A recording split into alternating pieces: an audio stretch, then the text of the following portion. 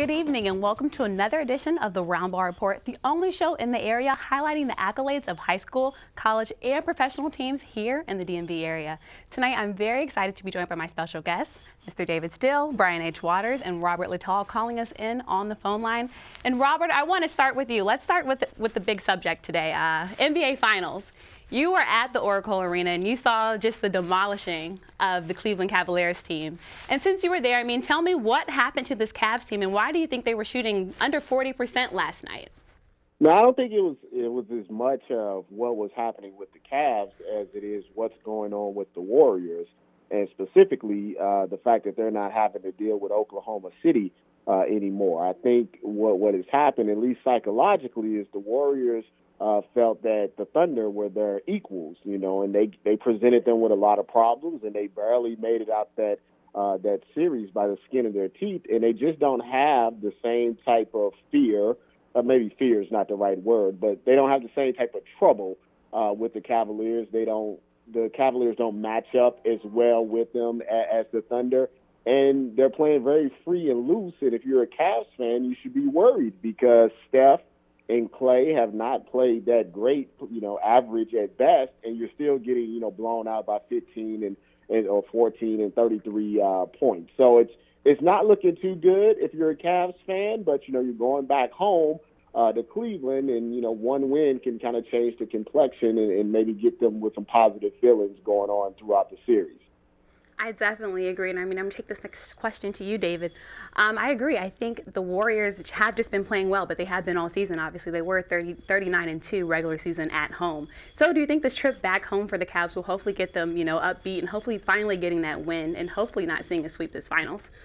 It's all they've got to pin their hopes on, honestly. In fact, they got to do more than just split in Cleveland. They have to win Game 3. Right. They cannot fall behind 3-0 because then it's all over, and Game 4 will just be a formality, and now they'll just trying to prevent the Warriors from beating them in 4 straight. Yeah, the Cavaliers just don't have any answers for what the Warriors do, and no team really does. No team really have ever figured out how to defend them. They don't know how to attack them, and the Cavaliers are just kind of a microcosm of what the rest of the NBA has struggled with all year long. They just don't have a way to deal with the different way that the Warriors play. And Brian, staying on the Cavs, if there is a loss of Kevin Love, if he does have a concussion, which I know we're still waiting to hear back, what will the Cavs do to fill that void of Kevin Love, losing him again as they did last season in the finals? I think we got to see more of the big man, Timothy Mozgov. I mean, bottom line, we just haven't really seen him the way we saw him last year, and they just look, even though Love and Irvin was not there last year, they look better last year than they do this year. And that's very great points because obviously last season everyone's saying, oh, the injuries and all this. There's always a lot of excuses. And Robert, I mean, going back again to Game 3, can the Cavs win this series if they do lose Game 3? Well, no, because, no NBA team has ever come back from a 3-0 deficit, and I doubt that going up against a team that was 73-9 would change that piece of history. So, it's I hate to say, things are must-win games when there's not, an elimination game at stake. But if they don't win Game 3, I just don't see any reason to think that we would be going back, or me personally would be going back to San Francisco. Very good points. And David, I want to take this back to you. For the Warriors team, I mean, of course you have the Splash Brothers, but Game 1, they didn't even need to play big because they had their bench. And can you just allude to how their bench is playing and how that's kept them in this finals? Yeah, well, they've had depth all year long, and it's been sort of a subtle undertone, an underplot to what they've done all year long. It's easy to overlook them because you're seeing the crazy stuff that Steph and Klay Thompson are doing. But no, they've got great things from Festus Ezeli. They've gotten great things from clearly. The kid from Duke was who just lit him up in Game 1. They just have so many weapons that they can bring in as their second unit. They can go small. They can spread the floor out. And as long as they're able to keep those players engaged and keep them in a flow, there's no way the Cavaliers can beat them because that's one thing the Cavaliers don't have, even though they have more of their players than they did last year. Right. They don't have any kind of depth. Their bench is being kind of exposed by what the Warriors are doing. And Brian, going back to the Cavs, I mean, where's the leadership? I think that's what everyone's asking. I mean, you do have LeBron James, you do have Kyrie Irving, but where does the leadership start? Or is it the head coach? Is it Tyronn Lue? I mean, who's to blame for this? And I mean, what needs to be done? Well, LeBron, certainly everything starts and ends with him. He's the star player. He's the reason they're there, and he just has to come out and just seem to be more aggressive. But he's got to take care of the ball.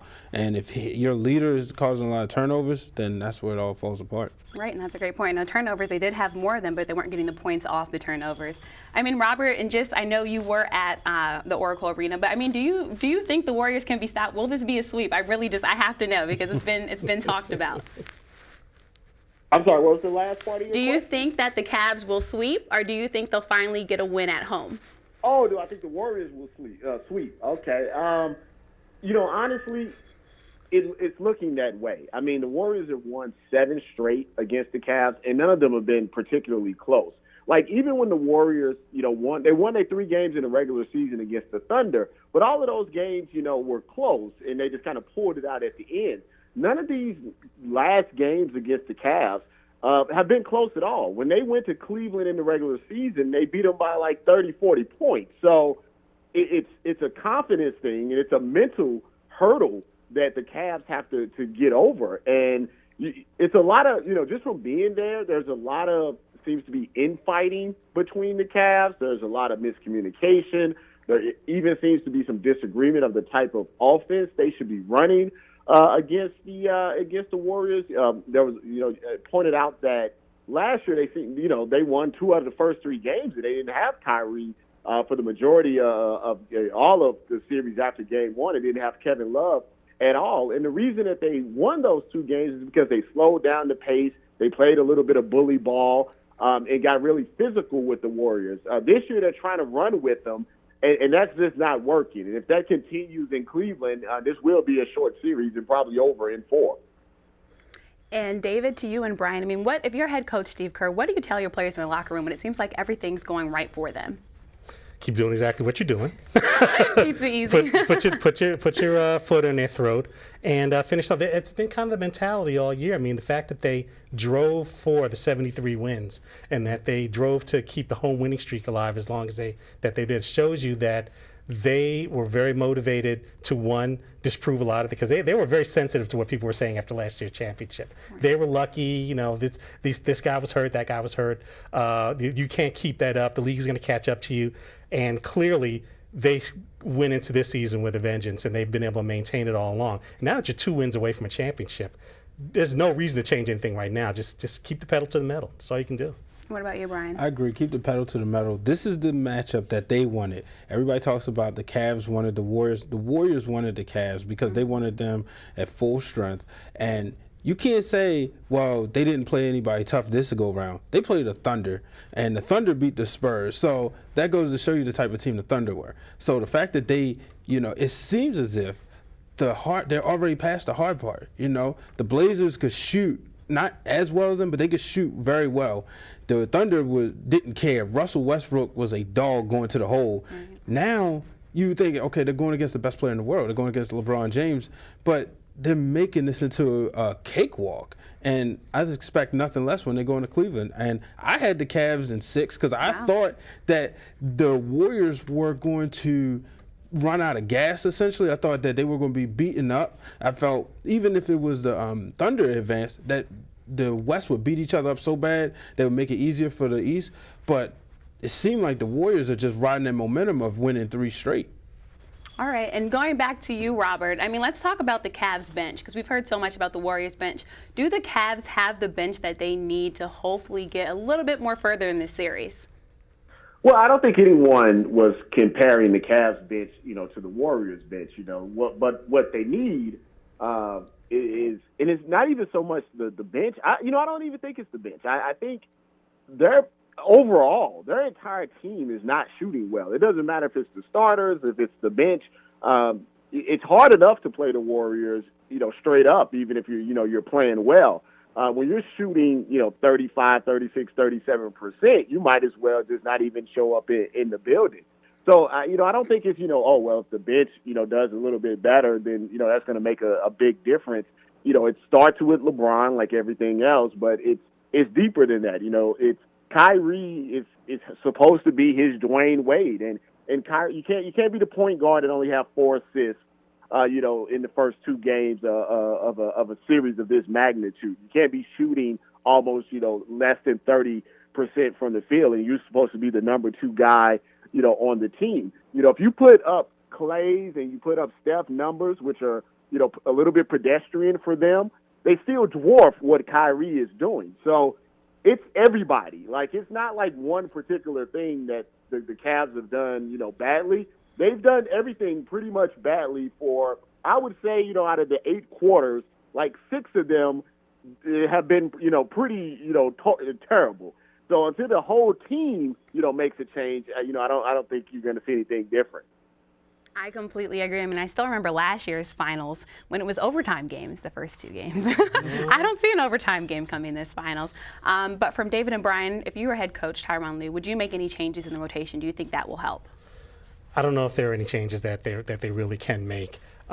They've got, this is the team that they put together. This is the team that they crafted. This is the team that they put Tyronn Lue in charge of, at midseason. Everything was crafted this year to get to this point and to get this unit playing in a certain way.